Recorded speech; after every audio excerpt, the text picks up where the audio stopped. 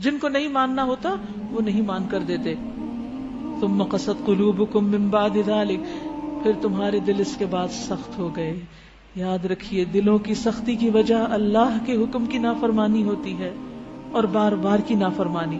جب انسان ایک دفعہ نافرمانی کرتا ہے تو انسان کو پریشانی ہوتی ہے، پھر جب دوبارہ غلط کام کرتا ہے تو کم پریشانی ہوتی ہے، اور تیسری چوتھی بار پھر پریشانی ختم ہو جاتی، پھر انسان اس گناہ میں مزے لینے لگتا ہے. اور پھر ایک وقت آتا ہے کہ انسان کے اندر سے اس گناہ کے گناہ ہونے کا احساس بھی مٹ جاتا ہے اور پھر دل مریض ہو جاتا ہے. اور جب دل مریض ہو جاتا ہے تو انسان کو ہدایت نہیں ملتی. پھر کوئی لاکھ سمجھائے اس کو، قرآن مجید کی بڑی بڑی آیات پڑھ جائے، قرآن اس کے حلق سے نیچے نہیں اترتا، اس کے دل میں نہیں جاتا اور اس کا عمل تبدیل نہیں ہوتا. اس لیے اس بات سے ڈرتے رہنا چاہیے کہ اللہ کی نافرمانیاں زہر قاتل کی طرح ہیں جو انسان کے لیے ہلاکت کا باعث ہیں. تو یہاں بنی اسرائیل نے جب اللہ کی بات نہیں مانی تو پھر کیا ہوا؟ یا اس میں بہت تعویلیں کی تو ان کے دل سخت ہو گئے، پتھر کی طرح سخت یا اس سے بھی زیادہ سخت. وَإِنَّ مِنَ الْحِجَارَةِ لَمَا يَتَفَجَّرُ مِنْهُ الْأَنْهَارُ، بعض پتھر ایسے ہوتے ہیں ان سے نہریں پھوٹ پڑتی ہیں.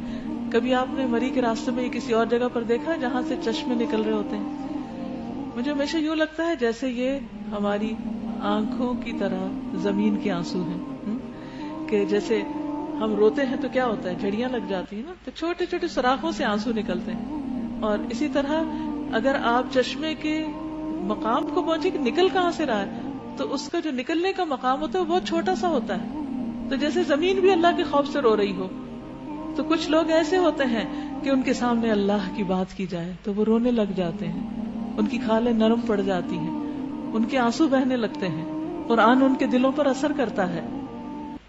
وَإِنَّ مِنْهَا لَمَا يَشَّقَّقُ فَيَخْرُجُ مِنْهُ الْمَاءُ، کچھ ایسے ہوتے ہیں جو پھٹ پڑتے ہیں تو ان سے پانی نکل آتا ہے. یعنی کچھ لوگ بظاہر ایسے لگتے ہیں جیسے بہت سٹبن ہو اور ان پر کوئی بات اثر نہیں کرے گی اور وہ غلط چیزوں میں پڑے ہوئے ہوتے ہیں، ان کے دل بھی کچھ سخت ہوتے ہیں. لیکن پھر ایسا وقت آتا ہے کہ اللہ کی بات ان کے اندر اس طرح جاتی ہے کہ جیسے زلزلے سے بعض اوقات بڑے بڑے پتھر ٹوٹ جاتے ہیں اور نیچے سے پانی کی نہریں نکل آتی ہیں. تو ایسے لوگوں کے اندر خیر کا پوٹینشیل ہوتا ہے، وہ اندر دریا ہے لیکن اوپر ایک دیوار آئی ہوئی ہے جہالت کی، غفلت کی، دنیا کی محبت کی. لیکن جب قرآن سے ان کا سامنا ہوتا ہے تو وہ کریک آ جاتے ہیں اور اندر کی خیر پھٹ کر باہر نکلتی ہے اور بڑے پیمانے پر دوسروں کو بھی سیراب کرتی ہے. وَإِنَّ مِنْهَا لَمَا يَهْبِطُ مِنْ خَشْيَةِ اللَّهِ، اور بعض پتھر ایسے ہوتے ہیں جو اللہ کے ڈر سے گر پڑتے ہیں، لینڈ سلائیڈنگ ہوتی.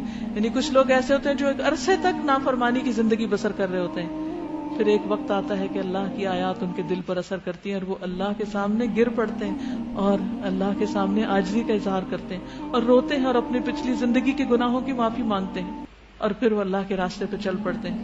وَمَا اللَّهُ بِغَافِلٍ عَمَّا تَعْمَلُونَ، اور اللہ اس سے غافل نہیں جو تم عمل کرتے ہو. لیکن کچھ لوگ ایسے ہوتے ہیں جو بنی اسرائیل کی طرح کہ جن پر اللہ کی آیات اثر نہیں کرتی.